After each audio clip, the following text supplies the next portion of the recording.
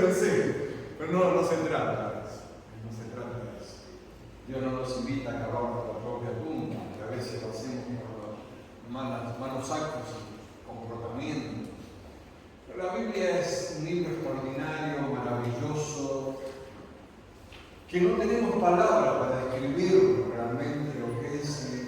Tiene tantas cosas para enseñarnos, para nuestra vida diaria, en todas las áreas. Nos lleva o nos enseña que debemos estar unidos a Él. De hecho, Jesús dice: yo soy la vid y vosotros los pámpanos, separado de mí nada podéis hacer. Cuando estamos desunidos de Dios, hay crisis.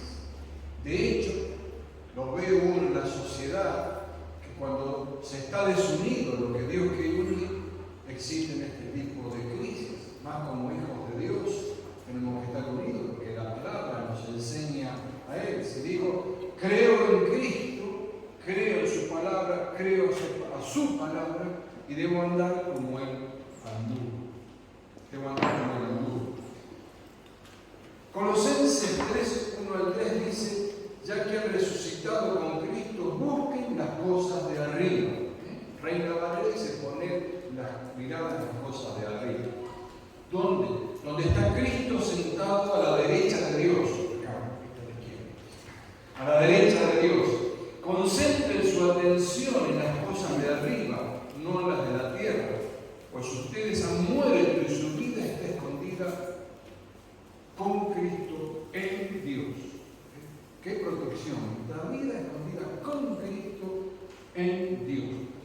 Poner la mira en las cosas de arriba, poner la mira, en otras oportunidades lo he expresado en algunas enseñanzas, también estuvo, es ejercitar la mente según el idioma original. Es estar dispuesto mentalmente, tener un mismo sentir. Yo cada vez que expreso esto, que lo leo, me lleva a Filipenses: tengan vosotros el mismo sentir que hubo en Cristo Jesús. No puedo dejar de pensar en esto, porque acá fijar la mirada, poner la mira, me lleva a esto.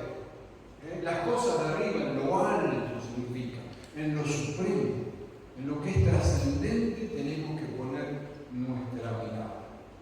Ahora estoy hablando de las cosas arriba y el tema es hacer cosas. Pero ya vamos a llegar allí.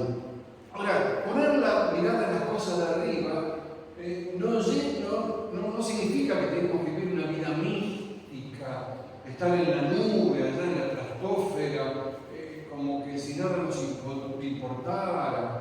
No se trata de eso. Es vivir una vida conforme a lo que el Señor quiere. Buscar las cosas de arriba significa trabajar, esforzarse por poner prioridades, compromisos correctos en el diario vivir. ¿Dónde está mi compromiso? Es para preguntar. ¿Dónde está mi compromiso? ¿Cuál es mi compromiso? ¿Es con el Señor mi compromiso? Buscar las cosas de arriba es preferir lo eternal, lo que trasciende a lo temporal, a lo intrascendente. No es que no le demos importancia a estas cosas, sino estamos solamente con la mira en las cosas de arriba. No somos esos monjes que se retiran del universo y no tienen contacto con nadie. Tiene un propósito buscar las cosas de arriba. Pablo dice, y este pasaje lo usé cuando el mensaje oír y hacer: hagan todo lo que les enseñé, todo lo que aprendieron al verme y oírme, y el Dios de paz estará con vosotros. Es un beneficio. Entonces, algo trascendente, algo que sirve para la eternidad. Por eso dije, no es místico, no es estar en una nube, es para poner en práctica lo que la palabra me enseña, y es un trabajo permanente, constante, diario. No es de un día, porque leí la Biblia, de un momento, de un devocional, me canté una canción, vine al templo y los demás días, las demás horas, como si no es siempre permanente. Tampoco se trata de vivir experiencias pasadas. Hay gente que está anclada en experiencias pasadas. No hablo de las experiencias traumáticas, que eso es delicado, pero de las experiencias espectaculares que tal vez tuvieron con el Señor y quedaron allí. Yo tuve una experiencia hace 15 años con el Señor y jamás crecí. Porque fue esa experiencia, ¿me doy a entender? ¿Qué hubiese pasado? Yo me pregunto con Pablo, que dice, yo conozco un hombre que estuvo en el tercer cielo. ¿Qué experiencia? Él hablaba de sí mismo en tercera persona. Si Pablo se hubiera quedado anclado allí, quizás no hubiéramos tenido muchos de los libros de las enseñanzas. A Pedro más o menos le pasó cuando fue en el monte de la transfiguración. Señor, hagamos 3 enramadas. Querían perpetuar ese momento. Y que lo demás se arregle. No, es algo siempre, lo que uno vive, lo que uno practica, lo que uno siembra, lo que uno se juega, lo que uno paga un precio, tiene o deja huesos que en algún momento se verán con seguridad. Ahora, cavando tu propio pozo en la tumba. Y voy a tomar en este día ejemplo de los 3 patriarcas, Abraham, Isaac y Jacob, que tuvieron experiencias espirituales tremendas, pero tenían los pies sobre la tierra, que es muy distinto. Bueno, en algún momento algunos no lo tenían, pero ya vamos a ver. Experiencias que muchos quisieran tener. Abraham, cada vez que tenía un encuentro con Dios, o levantaba un altar o cavaba un pozo. Uno lee el relato de Abraham y sucede eso. Y muy significativo. Y para hacer pozo no contrataban gente de otro lugar. Como hoy hacer un pozo y contratás a alguien que te lo haga. No, ellos mismos trabajaban. Abraham mismo cavaba ese pozo. Y en el desierto donde ellos estaban, no era fácil cavar un pozo. Porque empezaban a cavar y al principio que encontraban arena. Y después seguían cavando y que encontraban arena. Y seguían cavando y que encontraban arena. Hasta que llegaban al pozo que le daba agua. Era un trabajo tremendo. Y podemos ver, y quizás leímos historias de misioneros que son actuales o pasadas en las misiones transculturales, especialmente en África, que dan como una excelente noticia cuando encuentran o hacen el pozo y hay agua. Fíjense la importancia que es. Algunos cuestan muchísimo trabajo porque son mucho más de 100 metros. Y otros con menos trabajo. Así también es en el mundo espiritual, en el lenguaje espiritual. Hay lugares que brota rápidamente el agua, depende del terreno, depende del corazón, y hay veces que se demora mucho tiempo, pero por eso siempre habrá agua. Siempre. Depende del terreno, depende del corazón de cada uno. En los tiempos de Abraham, como decía, no era fácil tener un pozo o hacer un pozo, no por lo dificultoso que era, porque tener un pozo se tenía gran parte del control del territorio. Le daba de beber a su familia, a los criados, a los animales. Era mucho caudal, muchísima agua salía de ese pozo. Pero tampoco era fácil porque los enemigos no querían robarle el pozo, querían tapar el pozo, hacer daño. Entonces cada 6 horas tenían que tener un guardia para que no le taparan los pozos. Ese pozo que era agua viva que representa al Espíritu Santo de Dios. ¿Me van siguiendo? Esos eran los tiempos de Abraham, era un cuidado de una manera especial. Y él anhelaba y lo dejó a su posteridad, no solamente para darle a sus animales, familia, criados, sino para que sean generosos con aquellos que pasaban por allí. Y Abraham se lo conoce por su generosidad. Que alguno que estaba pasando por allí tenía sed, no importa quién fuera, él le daba agua. Él los atendía. Ahora, la Biblia nos enseña que cuando uno pone la fe, en todo su corazón, del corazón brotan ríos de agua viva. Hay que cuidar el corazón así como se cuidaba el pozo. Hay que cuidarlo mucho al corazón. Mucho más de lo que uno se imagina. Porque uno tiene que cuidar el pozo, porque puede ser enemigos que vengan puede ser la circunstancia, o nuestra propia vida, por tercos, caprichosos, por lo que se nos ocurre, porque creo que es así como a mí me parece, y estoy tapando el pozo. ¿Qué puede tapar el pozo? El enemigo que no tiene basura, nuestra mente, nuestros pensamientos, nosotros mismos, en las ideas, nuestro diario caminar, en las decisiones que tomamos, cómo enfrentamos los problemas. Por eso no hay que llenar de basura el corazón, no hay que llenar de basura el pozo. Porque si vamos llenando de a poquito, no nos damos cuenta, porque llega un momento que el pozo está tapado y comienza a oler mal y ya no podemos beber, ni dar de beber de ese pozo. Ahora, el segundo ejemplo es de su hijo Isaac. Abraham cavó un pozo, lo heredó Isaac, y en ese tiempo, en los tiempos de Isaac, no pusieron guardias para vigilar. No pusieron guardias para vigilar los pozos. Dice en el capítulo 26 de Génesis que una vez muerto Abraham, Isaac, su hijo, no cuidó el pozo que su padre un día había abierto. Por eso hay que cuidar el corazón. Ahora, ¿qué pasó con Isaac? Isaac no pagó el precio. ¿Quién había cavado el pozo? Abraham con sus criados. Él no pagó el precio porque ¿quién era el que había orado, que había manifestado la presencia de Dios, que buscaba esa clase de Abraham? Él solamente era el contemplativo de las cosas del Señor, pero no hacía mucho. No hacía mucho Isaac. Ahora, el que había experimentado el poder de Dios era Abraham, pero él todavía no había experimentado ese poder. Isaac no lo había experimentado, simplemente recibió una herencia. Gozaba de los beneficios de la herencia, haber estado feliz por haber tenido un padre como el que tuvo, y le dejó todo lo que le dejó, que eran riquezas tremendas, entre ellos los pozos de agua. No le dio valor a lo que recibió. Por eso es importante darle valor a las cosas que recibimos de nuestro Padre Celestial. De muchísimo valor. Ahora, él no había tenido su encuentro personal con el Señor, con la autoridad del Señor. Todavía no lo había tenido, pero no todo fue fácil para Isaac.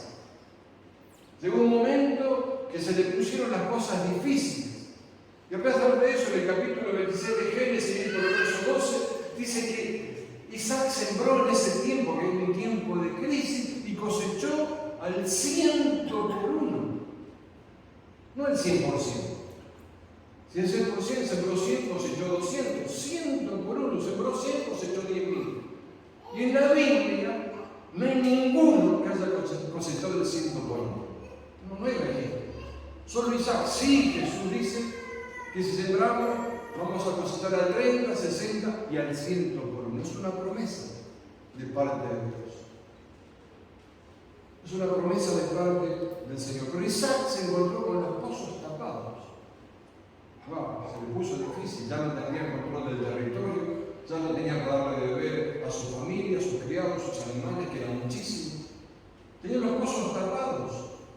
Y tenía la tarea de destapar los pozos. Y no era fácil, porque estaba en un ambiente desfavorable, hostil. Los filisteos, así como lo tenía Abraham en su tiempo, los filisteos serían. Y en ese tiempo no lo había cuidado, le taparon los pozos, y dice Génesis 26, del 18 al 21. Y volvió a abrir Isaac los pozos de agua que habían abierto en los días de Abraham su padre, y que los filisteos habían secado después de la muerte de Abraham. Por no vigilar lo que Dios le había dado, nos puede pasar a nosotros. Y los llamó los nombres que sus padres les habían llamado. Pero cuando los siervos de Isaac cavaron en el valle hallaron allí un pozo de aguas vivas, los pastores de Gerar riñeron con los pastores de Isaac diciendo: el agua es nuestra. Por eso se llamó el pozo Esek, porque habían acercado con él. Y abrieron otro pozo y también riñeron sobre él, y se llamó su nombre Sí. Podemos ver hasta aquí el contraste entre Abraham e Isaac. Y Isaac hizo, podemos decir, las cosas correctas, cavó el pozo, honraba a Dios, lo vigilaba y Dios lo prosperó. Aunque este era prosperado también, pero con unas dificultades tremendas. Isaac no simplemente mandó a su siervo que lo hiciera. Él no se iba a ensuciar las manos en ese momento. No se había dado cuenta que esto tenía que ver con algo espiritual también sobre su vida. Envió a otro que solucione el problema y algo más problemas hay que tener. Y así sucede muchas veces con muchos de nosotros. Uno puede heredar muchas cosas, posesiones, riquezas, maldiciones, enfermedades, pero nunca una experiencia con Dios. Eso es algo personal, es una búsqueda personal. Tampoco podemos mandar a otros que solucionen el problema cuando nos corresponde a nosotros. Ahora estaba aprendiendo una lección, Isaac acá. Y el nombre que pusieron es muy llamativo a estos pozos que abrieron los siervos. Uno era Esek, que significa rencilla, pleito, altercar. Ahí está, la palabra lo dice, altercaron con ellos. Y el otro significa oposición, acusación, enemistad. Pero esta palabra Señal viene de otra que es tremendamente significativa. Satán. ¿Te significa algo eso? ¿Te dice algo eso? ¿Qué significa acusador, calumniar, adversario? Por la enseñanza es cuando no hacemos las cosas correctamente, cuando no cuidamos lo que tenemos que cuidar, podemos tener altercados, pleitos, opresión, oposición, todo por no cuidaremos la fuente de provisión de agua. Tan simple como eso. Es una cosa muy seria cuidar a Dios, más allá de lo que podemos pensar o imaginar. Ahora, Isaac se dio cuenta, aprendió esa lección, que no dependía de otros, que él tenía que ponerse mano a la obra. Era muy serio lo que Dios le había dado. Y dice, Génesis 26-22, él paga el precio, se apartó de allí y abrió otro pozo, y no riñeron sobre él, y llamó su nombre Rehobot, y dijo, porque ahora Jehová nos ha prosperado y fructificaremos en la tierra. Tremendo, Rehobot. Significa amplitud, anchura, aumentar, espacioso. De hecho, la nueva traducción viviente, nueva versión internacional, dice, a este pozo lo llamó espacio libre y dijo, el Señor nos ha dado espacio para que prosperemos en esta región. Qué importante es esforzarse y cavar nuestro propio pozo. Muchísimo, tiene un precio por hacerlo, claro que sí, pero tiene mucho valor. Prosperaremos, especialmente en el hombre interior, en nuestro ser interior. Podemos avanzar y caminar en el propósito de Dios. Lugares espaciosos. Lugares espaciosos. ¿Qué es un lugar espacioso? Uno tiene más visión. Si estoy en un lugar estrecho, si miro por el agujerito de la puerta de la llave, tengo una visión escasa.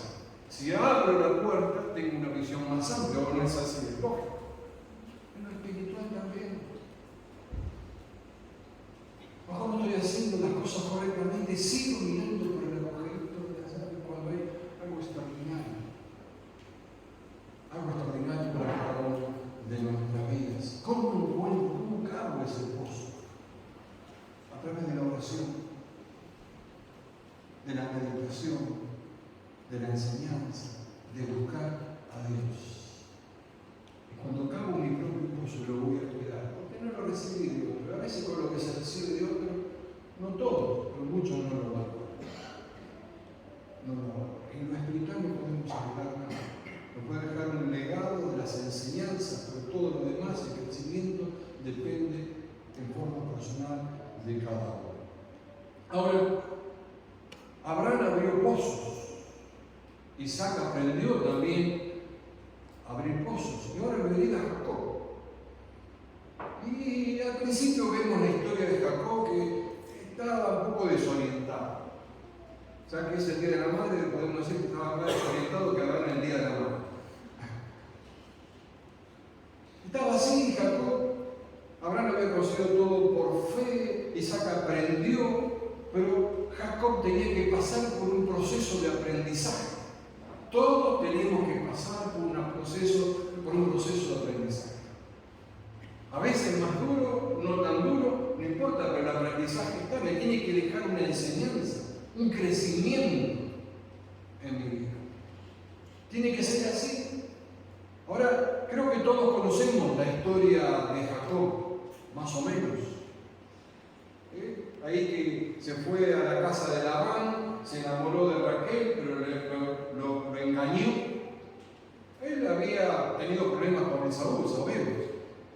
El engañador, el era el suplantador, porque Esaú no le dio mucha importancia, despreció la primogenitura y todo lo demás, como un plato de lentejas. ¿Sí? A veces algunos se centran en Jacob, oh, le engañó, no.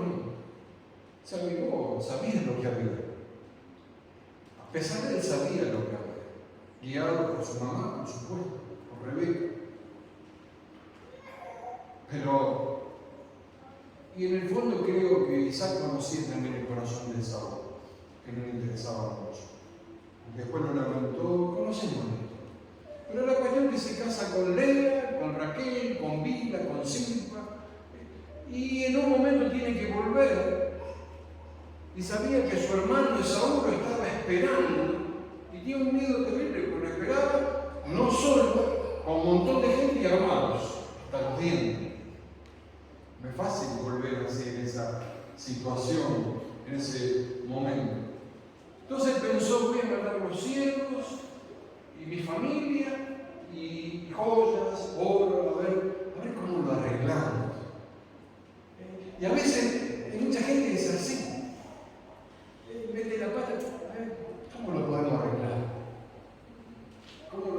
Cuando veníamos de Paraguay, de Asunción, hace 2 o 3 semanas, en un pueblo pasó un auto, legalmente me para la policía. ¿Qué hice? Dice, y me muestra una foto, no, usted pasó al auto anterior, pasó la doble línea. No, le muestro la foto. Y me muestra la foto y no era así, era un caraduro, sinceramente. No, mire, si no es infracción, te pone, no, tú tienes que dar sacar, el lunes feriado, así que el martes el auto retenido, se va a la otra, dice que soy un estafador.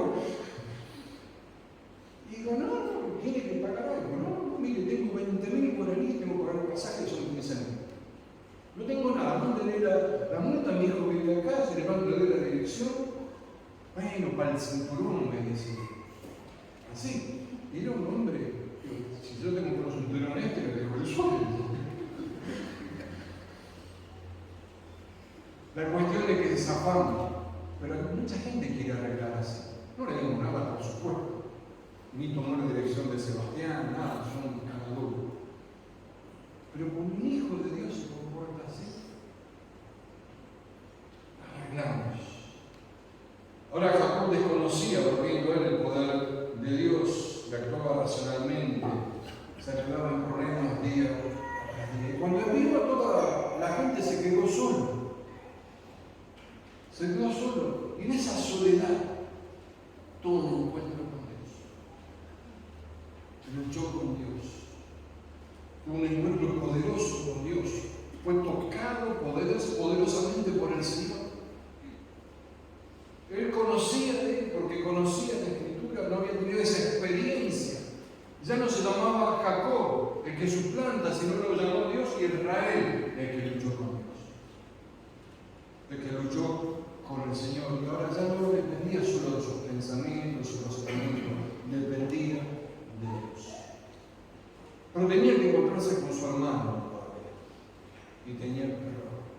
Pero vaya sorpresa, tuvo que ir y el hermano salió al encuentro, lo abrazó, lo besó, por supuesto se quedó con las joyas también.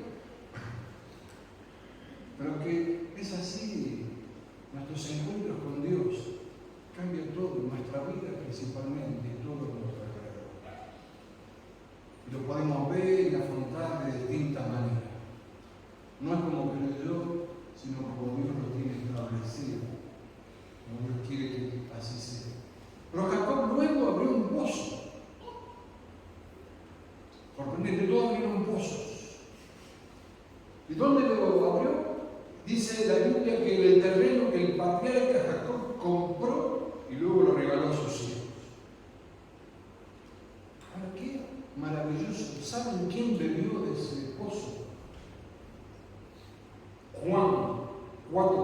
que dice, atravesando la región de Samaria, entonces llegó a un pueblo llamado Sicar, llamado a Jesús, que estaba ahí, cerca de la tierra que Jacob le había dado a su hijo José.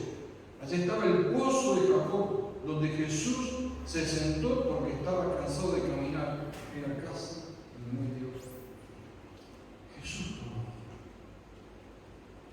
Jesús estaba la mujer samaritana. Ya no vamos a hablar de la mujer samaritana. Dame de beber. Si tú supieras quién te pide de beber, le pedirás agua y tu interior saltaría agua que salte para abrir nuestra. Jesús en nuestra vida. Nuestro pozo no es el pozo de la tierra, es algo espiritual, una búsqueda constante, permanente, creyendo de que Dios va a transformar mi vida. Y lo importante es que Dios transforme mi vida. Si transforma mi vida, lo de alrededor será distinto. Yo espero muchas veces el cambio allá y yo sigo siendo el mismo. Y allá puede cambiar y ser favorable, pero yo sigo siendo el mismo y disfruto lo de allá, porque yo soy el que está mal, que no estoy bien. Ahora, pozos. Abraham cavó pozo, Isaac cavó pozo, Jacob no lo taparon. Miles de años después, Jesús bebió de ese pozo. Y todavía podemos seguir bebiendo de ese pozo espiritual. Claro que eso requiere, como dije antes, de esfuerzo. De mucho esfuerzo. Así como se esforzaban en esa tierra dura, en ese desierto, y una y otra vez, y te llenarás de barro, pues después hay que cuidar.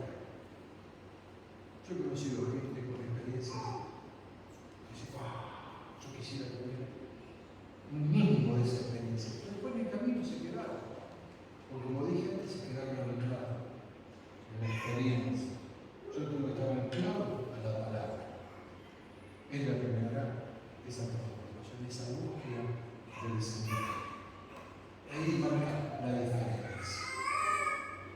Comencé leyendo Colosenses capítulo 3, que debemos buscar las cosas de arriba. Fijar la mirada en las cosas de arriba. Y decíamos que significa tener un mismo sentir con lo alto, con lo supremo. Eso es lo que significa. Cuando tomamos plena conciencia de que esto realmente es así, todos nosotros, me incluyo, las cosas son diferentes, son distintas, están los verdaderos cambios. Por eso esforzarnos a acabar nuestro propio pozo, porque será una bendición para todos los que nos rodean también. Así como en los tiempos de agua. No le negamos el agua a nadie. ¿Quiénes somos nosotros para negarle el agua de vida a nadie? ¿Quiénes somos? Tenemos que seguir cada día bebiendo de Jesús, de esa fuente de vida para cada una de nuestras vidas. Mirar las cosas de arriba, buscar las cosas de arriba, pero con los pies en la tierra. Porque si nos quedamos solo con las cosas de arriba, no cumplimos con nuestra misión, ¿de qué sirve? De absolutamente nada. Amén. Vamos a cerrar nuestros ojos, por favor.